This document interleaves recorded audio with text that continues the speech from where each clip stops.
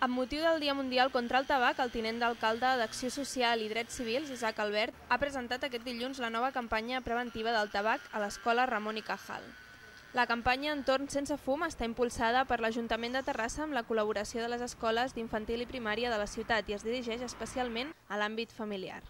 Veure els nens quan surten de l'escola, veure els seus pares o veure altres pares que estan fumant, doncs no és molt educatiu. Aquí el que intentem és que els infants no només al sortir no ho facin en un entorn ple de fum, sinó que a més vegin un espai, un entorn on la gent no fuma i on ells no ho vegin com una acció normalitzada. Es pretén, doncs, facilitar que l'espai exterior de les escoles sigui també un espai sense fum, i és que enguany la campanya es focalitza en l'exposició al fum ambiental del tabac i els riscos que comporta sobre les persones no fumadores, en especial la població infantil.